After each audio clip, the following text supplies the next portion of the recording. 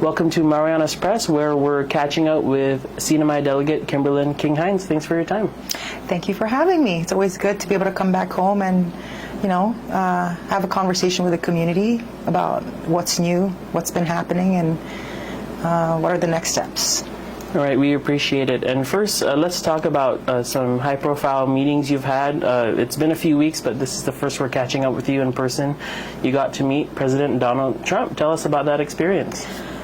It was a great opportunity to be able to meet the president face-to-face and to have been given the introduction as the new delegate from the CNMI. It was organized by the Speaker's office and the Republican leadership for the 119th class to be able to just start, putting names to faces in terms of just the different needs that are being asked from the districts, right? And I think there's quite a few of us, and so it was great to be able to do that. And he was very welcoming, is all I have to say. Very welcoming. I'm not sure how much you can share, but was it a quick 10-second photo op, or did you get a chance to exchange a few words? Did you? So it was a brief exchange in words, but it was one of those things where you had a line of people who were trying to meet with the president, and I was very fortunate to have had Representative Brian Jack, who was there, who made the introduction and gave a little bit of back history with regards to who I was. And he was like, "Oh yeah, you were one of those people. We were very surprised, to have heard that you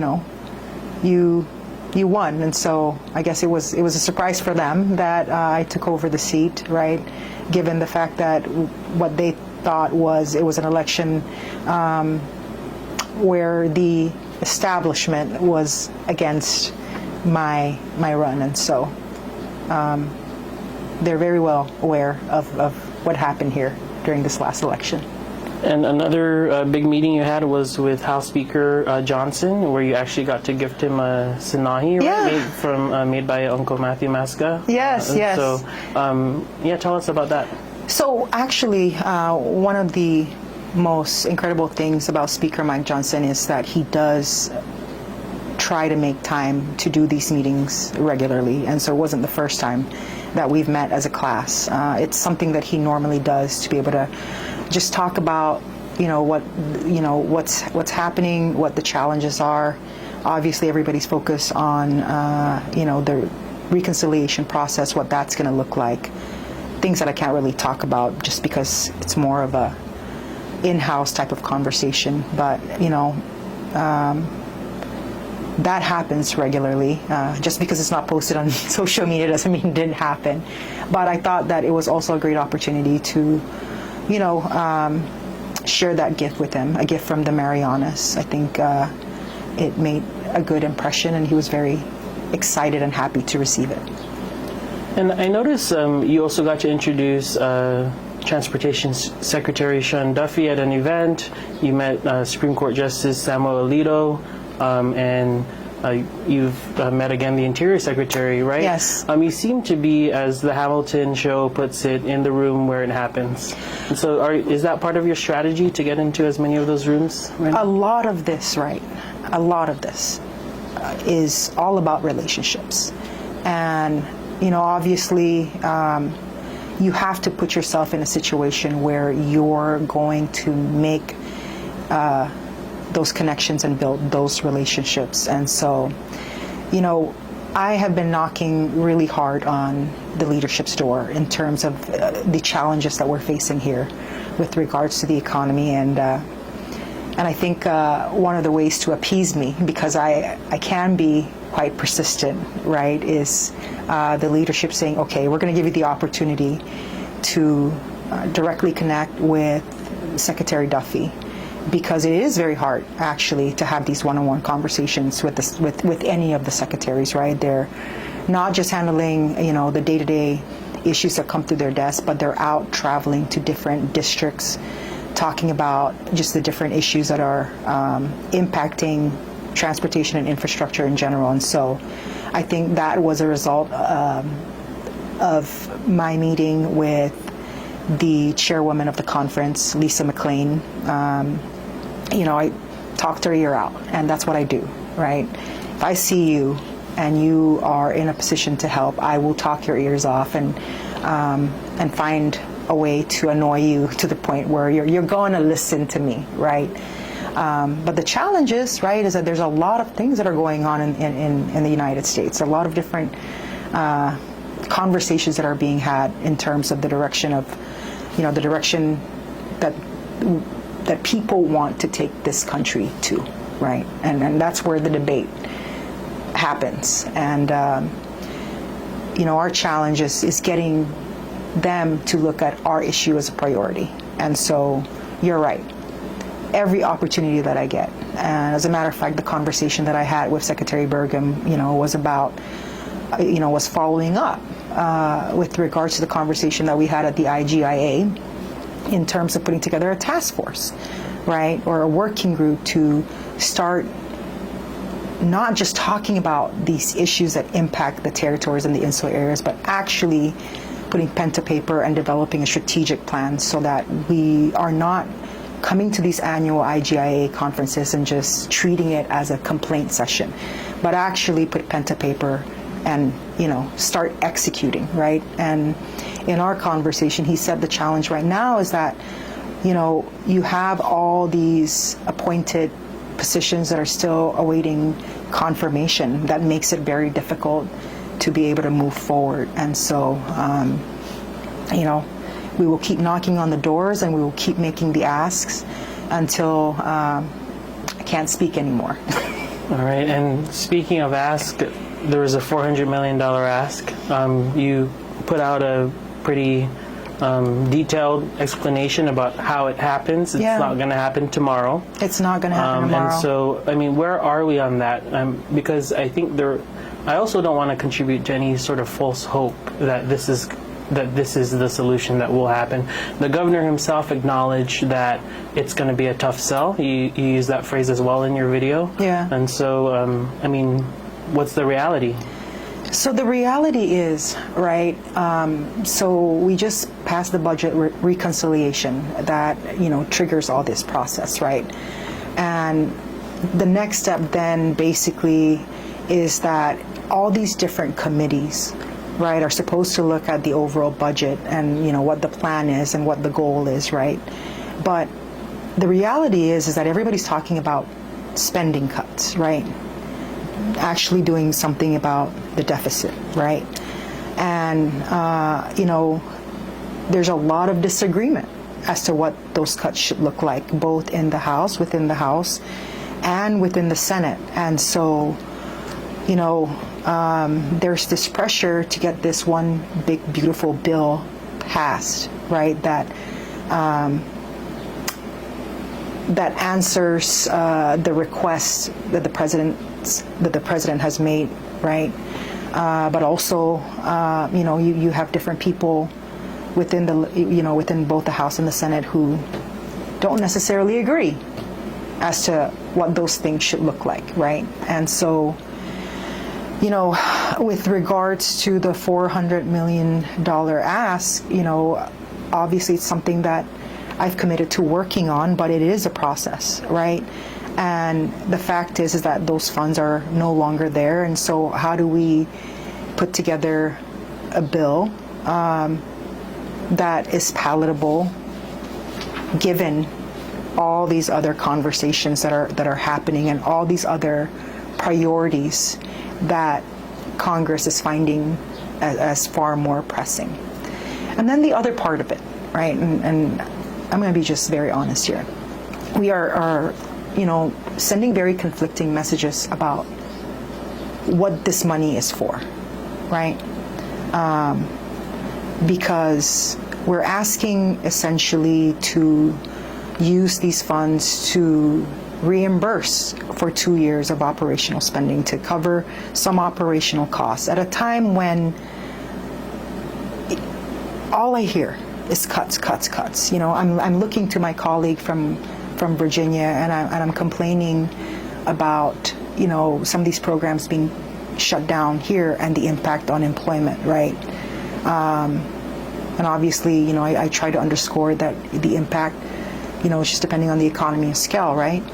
But then, you hear back from them and like, Kim, well, I come from a district where it's predominantly poor, and there's 8,000 jobs that have been lost, right? And so I'm not necessarily getting any sympathy from people who are going through the same thing at this time. And, coming in and going hard on an ask basically to fund operations, right, at a time when the question is, well, what are you doing to help yourself? That's kind of where we're at with that. Well, everyone would like $400 million. I would love $400 million. Every state would love $400 million. And obviously, right, everybody's feeling the cut right now. And speaking of that ask, we interviewed the governor at the MBR Sheraton signing, and one thing he mentioned at the tail end of that is that he has other people in Washington who's working on the issue. He didn't specify who. He did mention that some lawmakers are willing to help, push it across the finish line. But we also learned about a lobbyist firm that the governor reportedly hired. We did ask the governor about this at an event, and he told us that he has to look at some of the papers before he can comment on it about us. What are you hearing about that in D.C.?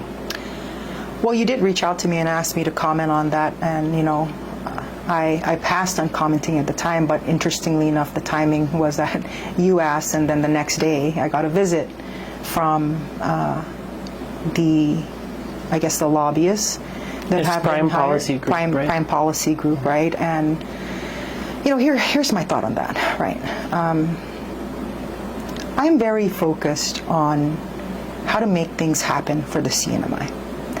And I'm willing to work with anybody who can help move things forward in Washington, D.C. Because I'll tell you this, watching things happen in Washington, D.C. is like watching paint dry, for a lack of better description. And the reality is that, it's really true what they say, that your re-election campaign starts the minute your election happens. And so, right now, it's hard to be able to have these conversations, because the minute that you're out of session, folks are flying out to their districts to, meet, to do district work, but also to do their fundraising for the next election, right? And so I will work with anybody. And I think the one thing that we all have to be clear on is what we are working on, right? And what specific policy goals that we are pursuing. Because what really needs to happen right now is a unified approach and a unified voice in Washington, D.C. I can't be saying one thing and, the lobbyists from the governor's office be saying another thing, right? And, so he has that lobbyist, and he's also introduced me to Mr. Fred Radewagen, whom he says will be assisting, right? And I'm here to work with anybody, because at the end of the day, this is not about me. This is about bringing relief to this community, because since I've been here, the only thing that I've heard is that businesses are closing down. More people are experiencing reduction in hours, right? I don't know how much longer some of these bigger businesses, these legacy businesses, can sustain the current state of our tourism industry, right? And so we just need to be all working together. Why do you think that's not happening right now? Is it just a matter of communication, or do you think that there are dueling priorities from your office and the governor's office? Well, I've been very clear about what my priority is, right? And, I think that, there's this narrative that I've been saying China or bust. That's not what I've been saying. what I've been saying is we need to open up all markets, and we need to collectively work together to be able to open up all the markets. Not because we like one particular market over the other, but because the businesses here are dying, right? I would love to be able to see that the Korean market covers, right, what we need to be able to keep this engine going. Or that the Japan market is so hot that, you know what I mean, that we don't need anybody else. But that's just not the reality. And if you're listening to the experts in the industry, right, and you hear the challenges of just opening and how long it takes to open, right, like a particular market, you know, it's a very tough environment to be in right now, right? And you know, I think that we're saying the same things but saying it in a different way, and we need to figure out basically, you know what I mean, how to put up, you know, to just work on a narrative that works, that somehow is not offensive to some people here who believe that I am of a certain persuasion with regards to one particular market over the other. You know what I mean? Mm-hmm. All right. I wanted to move on to some other local matters. We saw your letter to the NEH, the Humanities, you know, essentially gutted of 93% of its, you know, funding for expenses. What are you hearing about that? And are there any more looming cuts that on the horizon that you I'm see? concerned about a lot of things, Tomas, honestly. And, you know, I did reach out to the governor last week about another particular program that you know, that's impacted, and another potential program that will be, you know, that I'm hearing, right, is going to be scrutinized. And we're trying to, you know, firm up a meeting time with the governor while I'm here, because, you know, if you look at our budget, right, we're almost entirely too dependent on federal dollars, and we need to be talking about, you know, what the potential impacts are, right, if certain funding streams will be pulled, right. You know, I was very sad to hear about the cuts to the humanities, but, you know, that's just not here. It's everywhere else, right? There is this belief in Washington, D.C. that there needs to be a refocus on basic things, right? And to them right now, it's, you know, securing the border and then investing in critical infrastructure, right? Whether it be energy production or, you know, transportation related issues. And so this money has got to come from somewhere, and, you know, that's all being sorted out through various committees, right? We don't know how that's going to look like. I know that there's been a lot of reports out in the news with regards to certain funding cuts or certain programs being eliminated, but the fact of the matter is until, you know, those things are vetted through committee and then it gets passed and put onto the floor, we don't know. These are all conversations that are happening that are in the works. And so, you know, my job is to monitor and stay on top of those things, and obviously fight to ensure that we are not impacted. I'm singularly focused in on trying to figure out where the areas of impact are, and knocking on the doors to say, hey, right, this is the ramification, this is the impact, right? But I am very concerned, and we need to, you know, have a whole of government conversation, especially now that the CNMI government and, you know, the governor and the legislature is talking about a new budget, right? And what would be the impact if we were to see some of these funding streams just cut off, right? And I'll say this. We all know and we're hearing about accountability, right? And one of the things that I keep hearing in Washington, D.C. is the fact that states and territories have to be up to date with regards to the audits. States and territories have to be up to date with regards to the manner in which they report, use of federal funds.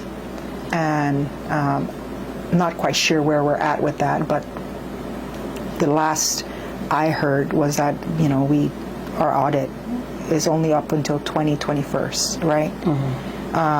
And so when I'm hearing conversations in Washington, D.C., right, about that, I'm concerned about what that would translate to the CNMI. I want to ask for your opinion on the sentiment that I've been hearing in the community, and I sensed it a little bit in some of the governor's letters to you, that you're a Republican, Republicans control D.C., so therefore you should essentially get everything you're asking for. But what would you say, can you just put that into context for us? Because, logically, it makes sense. Logically, right? But how are you a non-voting delegate dealing with that? Or how would you think about that?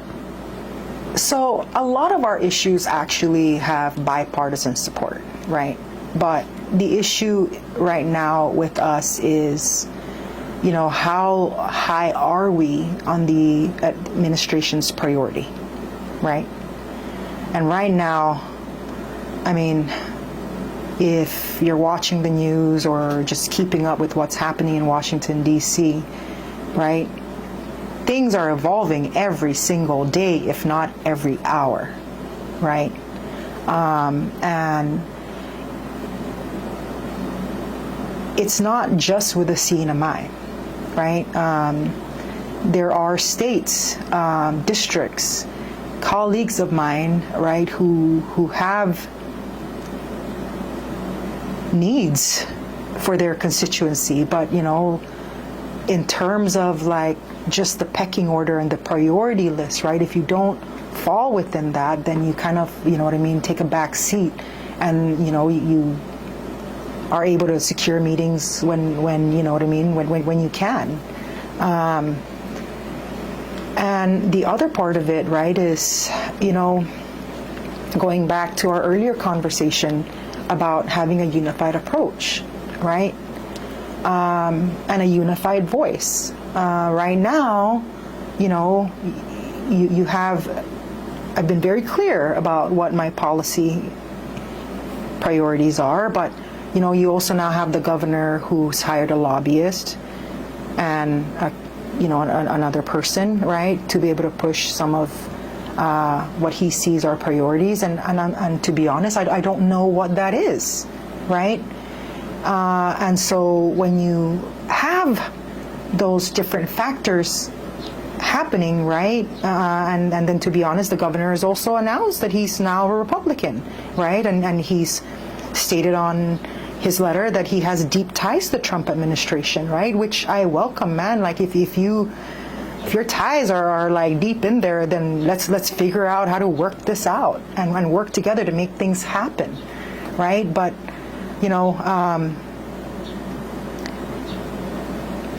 just because you're a Republican does not mean, right, that you're going to get all your asks. You're able to walk in through some of the doors and have the access, but it's all about priorities, right? And right now, the priorities: national security, infrastructure in Guam, right? Right. Thanks for answering all my questions. I did want to just follow up on some of your committee work when it comes to veterans and also small businesses. Yeah. Any updates on those fronts? So actually, I'm really hopeful because I'm seeing a lot of excitement within the Small Business Committee for a CODEL to the CNMI, and so that's currently in the works, and I hope that will happen. Because I sit in some of those committees, and some of the policy reforms that they're looking for doesn't necessarily do much for us out here, right?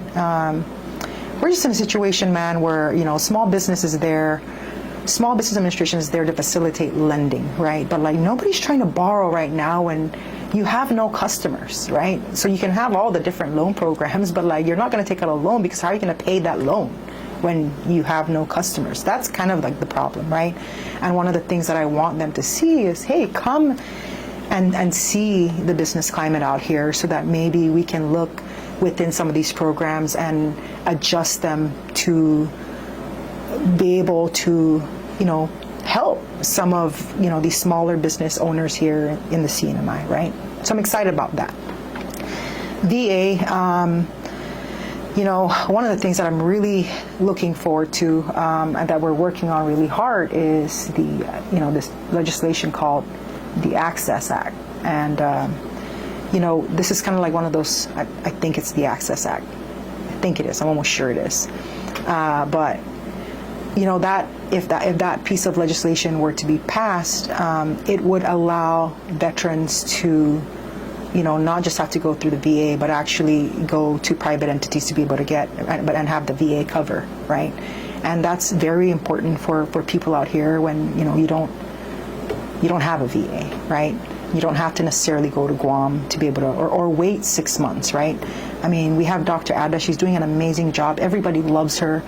We're so grateful for her, but she's only one person. She's overworked. She's overextended, right?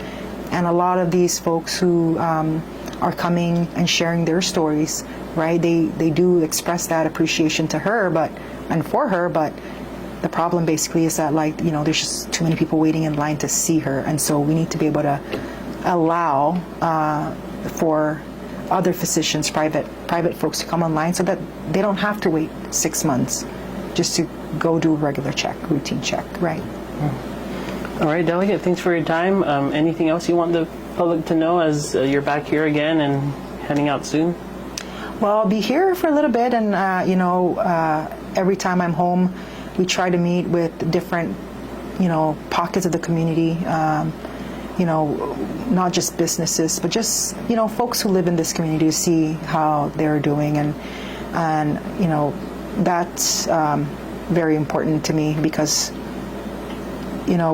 it's the only way to ensure that what I'm saying in Washington, D.C. is reflective of what the conditions are on the ground. And I encourage everybody out there who are going through, who have any issues with federal program to please reach out to the office and see if we can assist in any way.